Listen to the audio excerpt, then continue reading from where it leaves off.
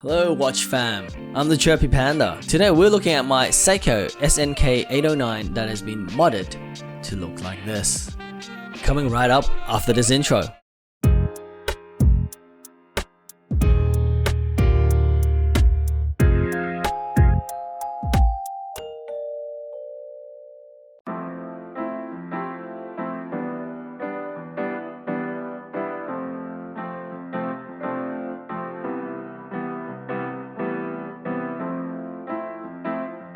Welcome back guys, here in front of me is my modded Seiko SNK809 and wow, what a glorious sight to behold. So what I did was I bought the stock SNK809 from eBay I believe, and I decided that number one, the case that was brushed before, I wanted it to be polished to bring out this kind of different look. And the other thing is I really wanted a domed crystal on top to get that vintage aesthetics, which, oh wow, now that it is done, it has been achieved. So those are the two specific mods that has happened. I did keep the movement exactly the same at the 7S26. So right now it is not hand windable, and I believe the seconds hand does not hack. Let me just double check that. Yep, seconds does not hack.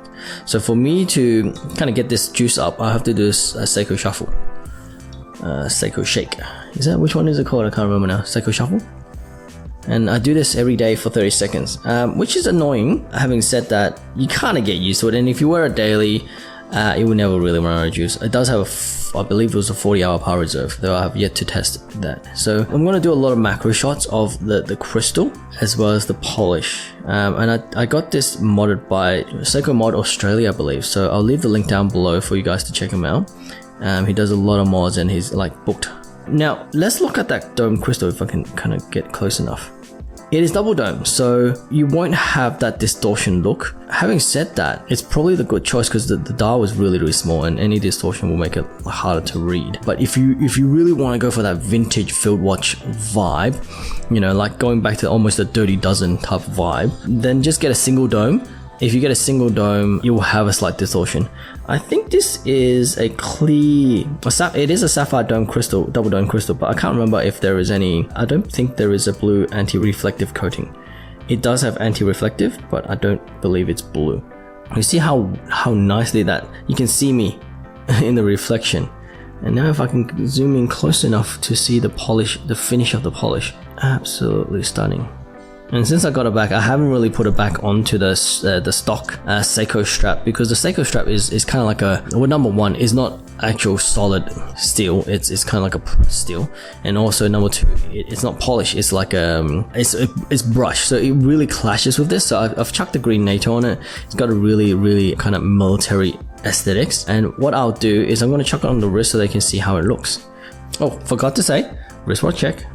I'm currently wearing an SKX 007J model on a grey Perlon strap, because I've been kind of changing straps every day for this bad boy. It just looks so good. I got it modded by the same guy, so now it's got an NH36 movement in it, as well as a sapphire crystal with blue AR. Let me change it up. And here we have it on the wrist. This is a small watch. It's a 38mm watch. I think lug to lug is about like 45 or something. I probably need to check it for you guys.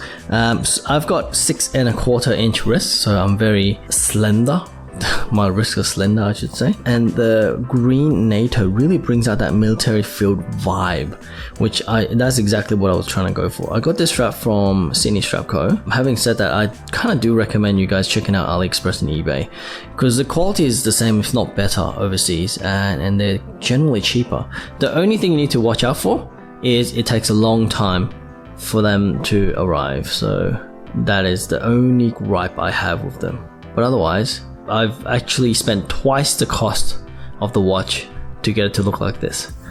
So the actual cost of the watch is closer to $300-ish, which is still less than 300 in US. I feel like it's worth it. The Hamilton costs more than that, right? Having said that, a Hamilton has a H10 movement, which is a lot better than the 7S26. That is inside this. So what I also want to check out, let you guys check out this leather strap I got, also from Sydney Strap Co. Because the leather on this watch looks really good. So I'm going to chuck it on, and I'll show you guys on the wrist.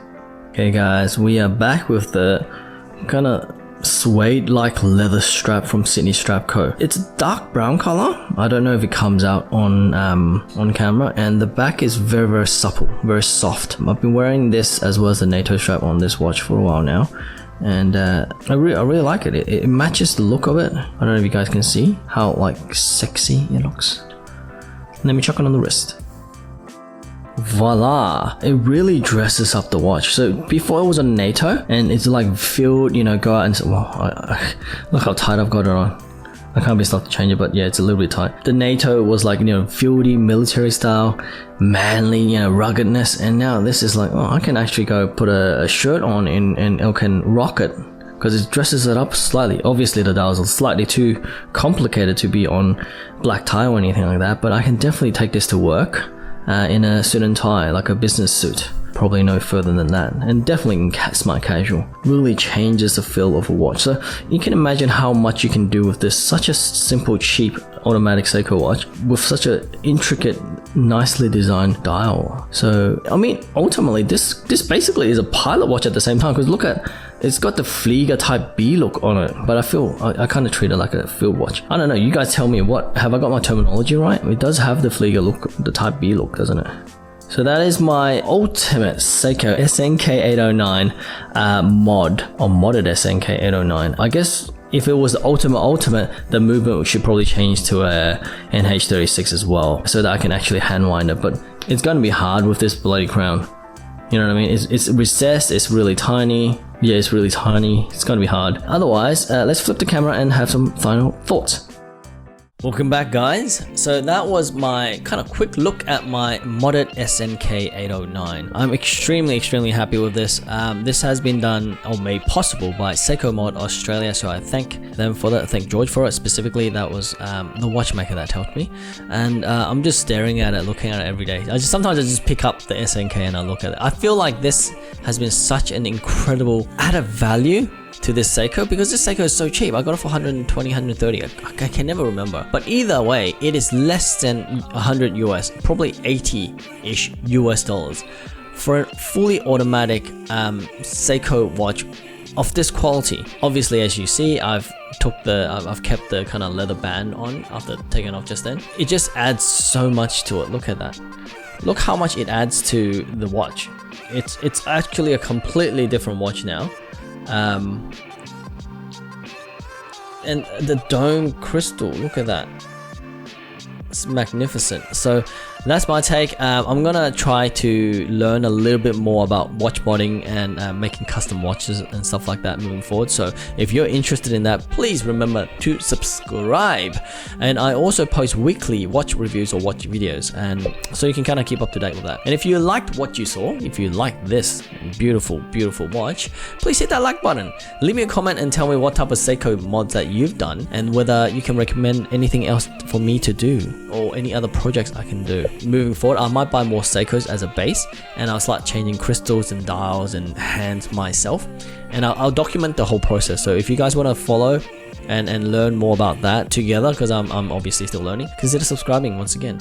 Otherwise, my name is the Chirpy Panda. You guys have been amazing, and I'll catch you in the next one. Peace!